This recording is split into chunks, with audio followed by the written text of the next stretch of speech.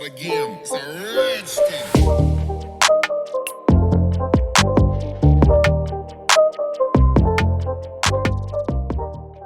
Hey y'all, welcome back to my channel. It's your girl BinkiBianca with some more pod talk. And today we're going to be talking about the podcast Hollywood Unlocked Uncensored with Jason Lee. So recently on the podcast, Jason and his co-hosts were discussing the fact that actor Kaylan Walker was recently convicted of a certain type of assault. I'm trying not to say the word, but basically he was convicted of assaulting multiple women. They had previously actually had Kaylan on their show, and he talked about the charges, and I guess he was like kind of pleading his case and pleading, his innocence and telling his side of the story. But not only that, Jason also sat down and spoke with some of the victims as well. So he talked to both sides of the issue prior to the conviction coming out. Now that he's been convicted, though, Kehlani, the singer, has decided to take to her social media and condemn and down talk the blogs for, not just taking a side, for actually being neutral. She's upset that the blogs were neutral because he, in her words, I guess he's a monster or something. I can't remember exactly what she called him, but basically, for what he did, he's not a good person, and she's upset that they were not neutral about it. So take a look at this clip. Is going to be a clip of what Kehlani said, and then also Jason's response, and then I'll be back with my response. Well, listen, before I say what I have to say, I want to give a shout out to Kehlani, the singer Kehlani. She actually was somebody who spearheaded behind the scenes and very publicly her thoughts on Kaylan and what, she felt from the very beginning that he was guilty. She had privately shared with me that she was frustrated that we had interviewed Kaylan because she felt like it was giving this clown a platform. But again, I have my reasoning for what I do, and she doesn't run Hollywood Unlocked. I do. So I do want to give her props for bringing this to light. It's also important to note that Kehlani allegedly dated this guy at one point. And so there was a lot of gray area between their relationship and the back and forth on social media because he was obsessed with her and she was obsessed with putting him in jail. And rightfully so, if this is what he was doing. She did a great job advocating for these women. And I think one of the women, from what I understand, was somebody that was close to her. And that, while he was in this relationship, allegedly, or on his way out of it, he took advantage of this young girl. And I'll say allegedly for the sake of not knowing whether he was found guilty of this or not, because there's so many people. But Kehlani took to her Instagram this week and had a lot to say about the verdict once the verdict was handed down, and I want to react to it. Take a look. Who victim blamed when this came out. I did not forget who tore down victims of sexual assault when this came out. I did not forget what bloggers and what blogs and what platforms felt like they had to play neutral and give a rapist a platform for the sake of clicks and views when this came out. I hope all of y'all beat the fuck out of your own ass today. I hope you eat your fucking words. This man is going to jail for the rest of his life, guilty as hell. And it's crazy that it took this for y'all to believe it, because it should have been believed when all the shit came out. But I hope you feel like shit. I hope you feel like shit. And God bless these girls, and thank God that they're getting some form of peace that they have not been able to get through this entire fucking process. That's all I have to say. I don't want to be screaming at my phone. I want to respond to what she said directly to you, Kehlani. And I can't speak for every blogger, a blog or whatever. I can just speak for me being a culture critic, not a blogger who owns a platform, who actually interviewed him. I don't know all the interviews that he did do.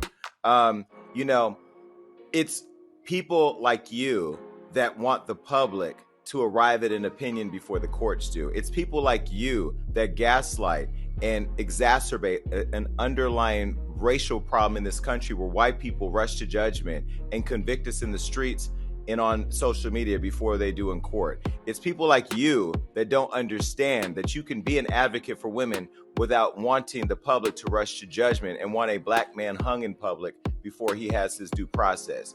Unfortunately, the way that I'm set up as a black man and as a gay black man who goes through discrimination two different ways, I don't have the privilege of getting on Instagram and saying somebody should die and be burned at the cross before they have their day in court. part of what we do as storytellers is give clowns a platform, like we did in giving you a platform to say what you said about us, right? And we give those clowns a platform to say what they need to say that you could then turn around and use against them. But to go and blame us for not publicly dragging him to hell before he had his day in court, let me be very, very clear. That is the problem in our world today, where people in their whole lives are judged and destroyed before they have their day in court. And when sometimes they get to court and they're found not guilty, because let's be very clear, there are men and women who make false allegations about people when it comes to sexual assault. That clearly was not the case here, but we do know that that is an actual fact. There's a man that just got released from prison the other day who served, I think, 40 years in prison or something crazy for a crime that he did not commit. And so Emmett Till, do we have to keep going back and back and back to history of where black men have been killed or have been jailed for things that were not true? And so while I understand she's closer to this situation, whether it's because she knew the girls or she was dating the guy, you can't put us all on the side of aligning with a rapist because we chose not to prosecute him before he had his day in court. But just like we're putting a bow on this story by talking about it and showing your point of view, maybe you should just go back to singing or be a full-time advocate for women, but be very clear. If you criticize those of us that have a job to do in terms of storytelling, don't think that I'm going to sit back and just say, okay, cool, Kehlani's upset. Okay, so you heard what Kehlani said and you heard Jason's response. So this is what I have to say about it. Shout out to Jason Lee for that response, because immediately when I was watching the clip on his show of what she was saying, I was getting aggravated, because this is the same thing right now that we are going through with this Meg Thee Stallion and Tory Lanez situation. Is the same thing with countless situations that have happened, right? And for her to really sit there and be mad at journalists for having journalistic integrity is crazy to me. I remember actually having a hard down, I'm talking hours long argument with a very close friend of mine, actually, after Kobe Bryant passed away, because I think someone had brought up, I know someone had brought up his past allegations, and I was saying how tacky it was that person brought it up. But she was like, she's one of those very liberal, she's very liberal, and she just like, no, you believe all women because it's just a very low number that lie about this, blah, blah. And I was trying to explain to her, I understand that, but the man was not convicted of that crime. So what is the point of bringing it up at a time when he has just passed away and one of his children has just passed away? And it's just like her mind just could not compute that, well, nope, because he was accused, it doesn't matter, he was accused. And I was so upset, because I'm like, I can't believe that just because someone says you did something, that you have to have this cloud over you. And even in death, that people feel like it's appropriate to bring that up and try to argue that point and feel like, yeah, it's part of your legacy because you were accused before, even if you weren't convicted, even if the charges are dropped, even if whatever happens, and they have no evidence to say you actually did this. We do this all the time in our society. And one case that actually had some vindication to it was Chris Brown. And Blue on the Hollywood Unlocked Uncensored podcast, she brought Chris Brown up, but I definitely immediately thought of him as well before she even mentioned him. If he didn't have the evidence that he had, what if he had been so distraught he took his own life over those accusations, and we didn't have the text messages showing that this woman was trying to get money from him and trying to, she was upset because he wasn't, returning calls and doing these kind of things, and so she came out and tried to do this to him.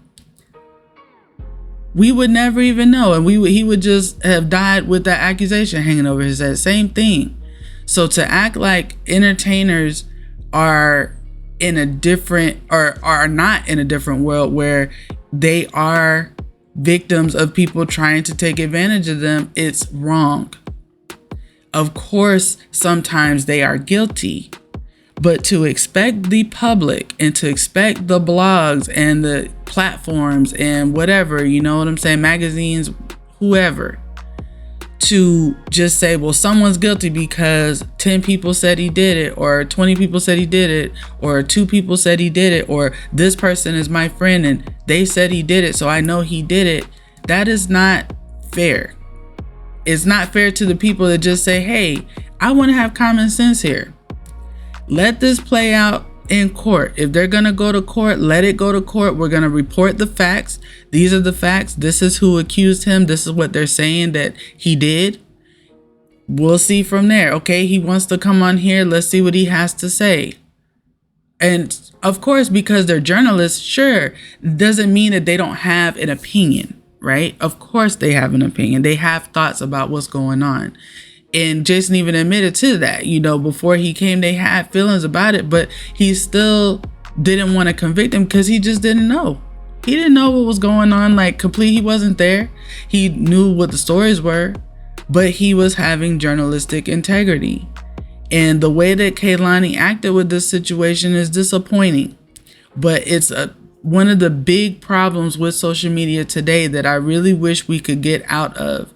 This sanctimonious attitude and feeling like we know everything and other people are beneath us. If you don't think exactly like me and you don't act exactly like me, you're worthless. That is basically the message that Kehlani was portraying there. And I'm sorry, Kehlani, I do like your music, I love your voice, but I'm sorry. The way that you are acting about this situation is not making things better. And it's actually very annoying and it's very childish because you're trying to throw a fit because you didn't get your way and because people did not think like you. Now, you're closer, as Jason said, to the situation because you know these people. So maybe that is why you have such a strong feeling about it. That is understandable. But don't expect that other people are going to have the same closeness that you have to the case. Don't expect, or cases, and don't expect that people are going to condemn and risk being sued themselves or losing their platform or thousands of dollars because they want to go out and call somebody something and they have no proof that that is what the person really is, that they are guilty of that. So you jump out the window all you want.